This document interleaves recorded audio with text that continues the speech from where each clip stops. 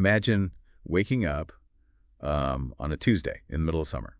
You check your phone, and while your AI assistant has already drafted like half your work emails for the day, Right. you read a headline about some supercomputer discovering a brand new personalized cancer treatment. And it all sounds like this utopian sci-fi future we were promised. And yet, your biggest concern that morning is whether the local power grid is going to actually survive the afternoon heat wave. Yeah. Just because a massive new data center down the highway is, sucking up all the electricity. Yeah, that tension right there, that tension between the completely miraculous and the totally mundane. I mean, that is where history actually happens. Yeah. We always expect the future to announce itself with flying cars and fireworks, right? But profound technological shifts, they usually arrive disguised as just invisible infrastructure. They sneak into our lives not as magic, but as routine. Right, as routine. And that is exactly our mission today. Welcome to a new deep dive. Today, we are looking at a very specific snapshot in time. We have our hands on the 6 a.m. news brief published by the Daily Tech Reader, and this is dated Tuesday, July 7, 2026. And the value of a document like this, it isn't in any single earth-shattering headline. It's really the composite picture it creates. The big picture. Exactly. When you read the tech, finance, health, and geopolitical updates all at once, you stop seeing isolated events. You start seeing the underlying gears of a new era turning. Which is our goal for this deep dive. We're not just going to read you the news from mid-2026. We're going to decode this dominant global narrative. We want to discover how tomorrow's sci-fi tech quietly became today's invisible everyday plumbing. Right. So whether you are trying to navigate the future of your career, plotting your investments, or just trying to make sense of why your electricity bill is climbing, this snapshot reveals the invisible forces reshaping your daily life right at this very moment. The forces that we often completely ignore until they break. Okay, let's unpack this. Because the most pervasive theme jumping out across the tech, finance, and business sections of this news brief is the maturation of artificial intelligence. Yeah, it's everywhere in this brief. It is. According to the source, AI is officially transitioning from an innovation to everyday business infrastructure. The focus has completely shifted away from what AI might do in the future toward operational efficiency, measurable productivity, and just platform reliability today. Which is a huge shift. Massive. Like AI coding assistants are standard practice now. AI is the default feature in enterprise software. But I don't know, it feels like AI went from being the rock star to being the roadie. Is it losing its magic now that it's just this utility-supporting modern business? Well, I mean, consider the alternative. If a technology remains a rock star forever, it basically means it's still just a novelty act. Oh, that's true. The transition to a utility is a massive gain in maturity. Think about the water running through your house. You don't marvel at your faucet, right? You just expect the water to flow so you can make your morning coffee. Hopefully, yeah. And the financial markets in this 2026 snapshot reflect this shift perfectly. Investors aren't speculating wildly on AI hype anymore. They are rewarding profitable AI companies that prioritize actual execution. They're demanding practical business outcomes. But wait, if it's just infrastructure like plumbing or a water utility, why are we seeing a global arms race for it? Like nobody goes to war over copper pipes or local water towers. They do if whoever controls the water tower gets to dictate the speed of literally every other industry on the planet. Oh, okay. Fair point. Yeah, this isn't just about providing a service, it's about fundamental economic leverage. The AI utility accelerates software development, logistics, data analysis, everything. If your business, or your country for that matter, is running on a faster, more efficient utility than your competitor, you win. So the stakes are much, much higher than standard municipal plumbing. That brings up a phrase I keep seeing in this brief that I really need you to translate. It says, organizations increasingly prioritize operational maturity and edge computing deployments are steadily increasing. Edge computing. Yeah. What does edge computing actually mean for the person listening, and why is it suddenly everywhere in 2026? Okay, let's use a restaurant analogy. Imagine you have a massive, state-of-the-art centralized kitchen that's the traditional cloud. Okay, got it. Every time a customer at a table wants a glass of water or an extra napkin, the waiter has to walk all the way back to that giant kitchen to get it. It takes time, and the kitchen gets easily overwhelmed with just tiny requests. Which is incredibly inefficient if the restaurant is completely packed. Exactly. So edge computing is like putting a highly skilled sous chef at every single table. The edge refers to the edge of the network. It's closer to where the data is actually being generated, like your smartphone, a self-driving car, a factory robot. Oh, I see. Instead of sending every single piece of data thousands of miles away to a massive cloud server to be processed and sent back, the device processes the critical data right there on the spot. So the car doesn't have to ask the cloud if it should hit the brakes. It just knows. Precisely why it's becoming standard infrastructure. Yeah. It reduces latency, Yep. that delay in response time, and it saves a massive amount of bandwidth. When AI becomes a utility, you just can't afford a delay. You need the sous chef at the table. Here's where it gets really interesting, though, because whether it's a giant cloud kitchen or a million little sous chefs at the edge, they all need to be powered. Oh, yeah. And the source material takes a very sharp turn here from the digital world to a heavy, very physical reality. It says data center expansion is listed as one of the country's fastest growing capital investment areas. Because the digital boom is entirely bottlenecked by physical constraints. I mean, we spent decades talking about the cloud as if it were this weightless, ethereal thing just floating above us. Right. But the cloud is actually millions of blinking servers sitting in massive concrete warehouses. Which creates this glaring irony. The most advanced, invisible, weightless technology in human history requires the most massive, heavy, physical construction projects on Earth. It's incredible, isn't it? It is. The brief points out that these AI data centers are driving long-term electricity demand so aggressively that utilities are literally having to rewrite their capacity plans.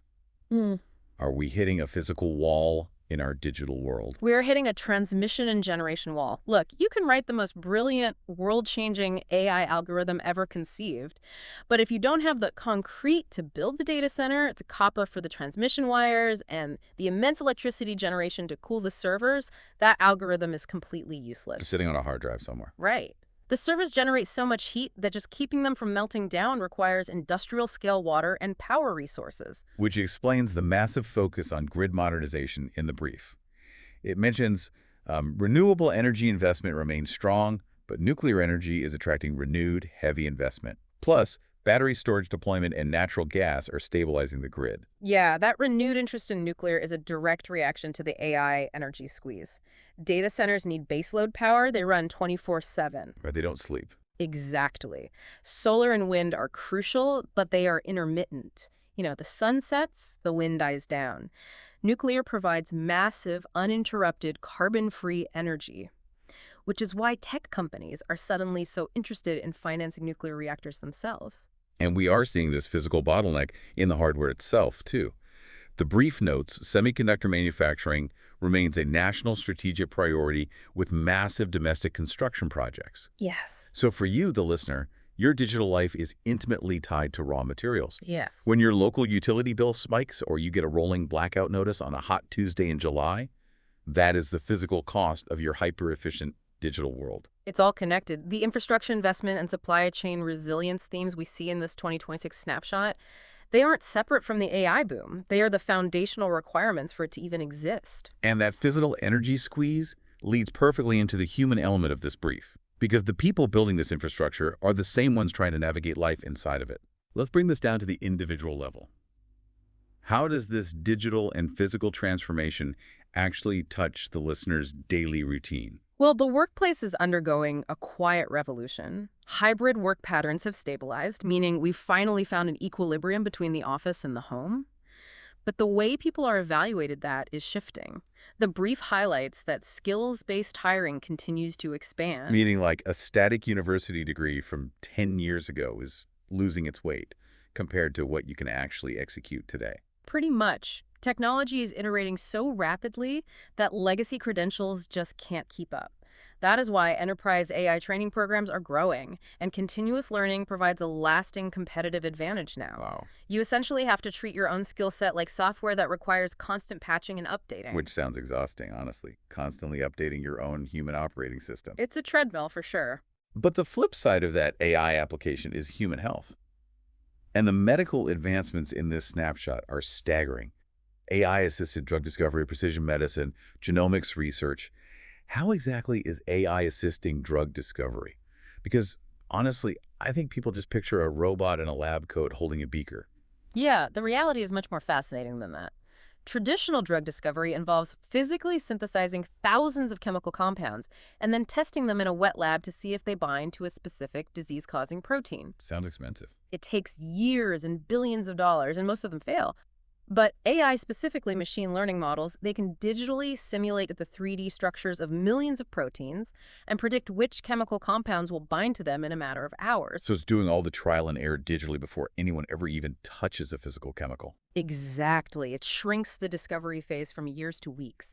And that feeds directly into the AI-assisted diagnostics and precision medicine mentioned in the brief.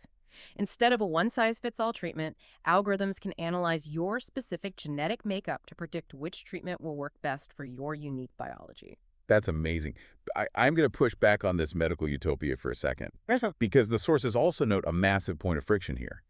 Healthcare workforce shortages continue. Yes. So we have supercomputers simulating chemical compounds and curing diseases, but we might not have enough human nurses in the actual hospital room to administer the FE. And that is the ultimate bottleneck of the human element. You can modernize the hospital, you can deploy remote patient monitoring, but healthcare fundamentally requires human beings caring for other human beings. Empathy and physical care just cannot be outsourced to a data center. Yeah, absolutely. Which brings us to, I think, the most human part of this 6 a.m. news brief, the culture and weather section. Always my favorite part. Right. It's midsummer 2026. The Southwest is dealing with hot desert conditions. The central U.S. is getting those afternoon thunderstorms across the plains. The Northeast has seasonable weather supporting outdoor activities. It's such a grounding reminder. Despite all the technological leaps we just talked about, we still live in physical bodies that are completely affected by the barometer. And despite this massive world-altering tech boom, what are people actually doing with their time? The brief says they're traveling for the summer. They're flocking to live entertainment and summer movies. They are watching the World Cup. Yeah. We have AI writing software and discovering cancer treatments. But at the end of the day, we still just want to sit outside in nice weather, listen to a podcast, and watch the World Cup. Does this prove that technology is really just a tool to free up time for traditional human experiences? I think so. And the source text actually touches on this beautifully. It states, quote, "Innovation continues complementing established creative traditions." I like that. Yeah, the goal of automating the mundane aspects of work isn't to make us more robotic. It's to give us the bandwidth to be more human. We use AI for operational efficiency at work precisely so we have the time and mental energy to enjoy live entertainment, support independent creators, and travel. We finally got the robots to do the paperwork so we can go out and play. Essentially, yes. I love that. But that bandwidth to enjoy the World Cup isn't free. The sheer amount of energy, materials, and technology required to maintain that lifestyle is creating massive friction on a global scale. So let's zoom out to the geopolitical landscape. How are these exact same technological shifts driving international relations? Well, the brief makes it clear that AI leadership is an increasingly vital geopolitical issue. Governments are actively trying to balance economic growth with national security. Makes sense. Because if AI is the new invisible utility powering everything from your logistics supply chain to your military defense systems, relying on foreign infrastructure for that is a massive vulnerability. Which is why the semiconductor manufacturing we talked about earlier is called a national strategic priority. Exactly. And this technological competition is happening against a backdrop of very real global complexities.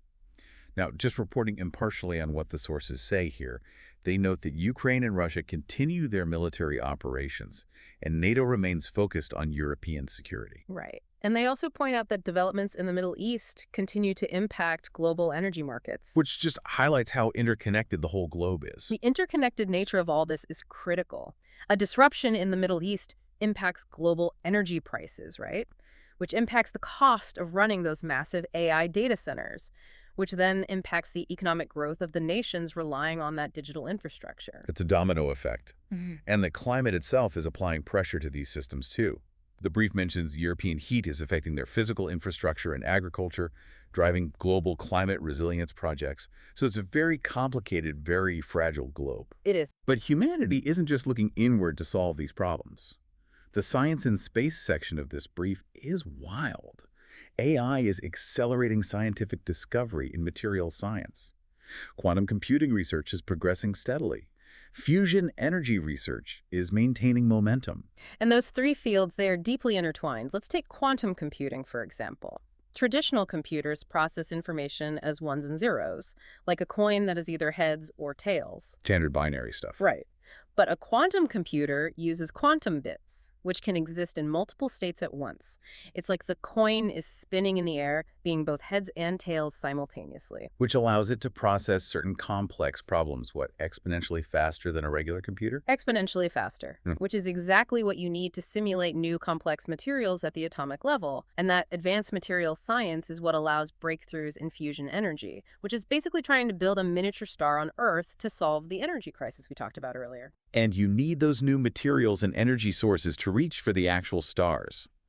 The brief notes, NASA continues its Artemis mission planning, commercial launch activity is highly active, and Mars exploration planning continues. So what does this all mean?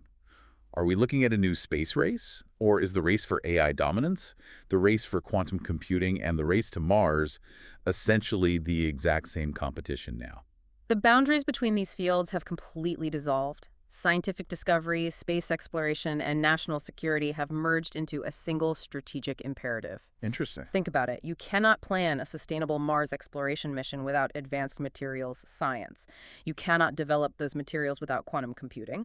And you cannot manage the vast data of space travel without edge AI deployments. It's all the same web. Exactly. Long-term scientific investment remains resilient because mastering AI, achieving energy independence, and dominating space are no longer separate, isolated goals.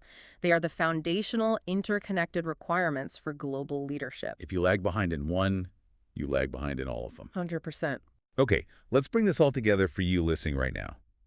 We started this deep dive looking at AI transitioning from a hyped-up party trick into a boring, reliable, but incredibly powerful digital utility. We unpacked how that digital utility is demanding an unprecedented physical footprint, data centers, copper wire, nuclear power, and massive grid modernization. Right, and we saw how that bottleneck of energy and materials is reshaping how you work, demanding continuous learning to stay relevant, and accelerating medical breakthroughs in drug discovery, even as hospitals struggle with human staffing shortages. And we saw that the ultimate goal of all this hyper-efficiency is basically to give us the bandwidth to enjoy a summer day and watch the World Cup. Which is what it's all about. All while nations race to control this interconnected web of quantum computing, fusion energy, and advanced materials, from the battlefield to the surface of Mars. This snapshot of July 7, 2026, it isn't just a collection of morning news headlines.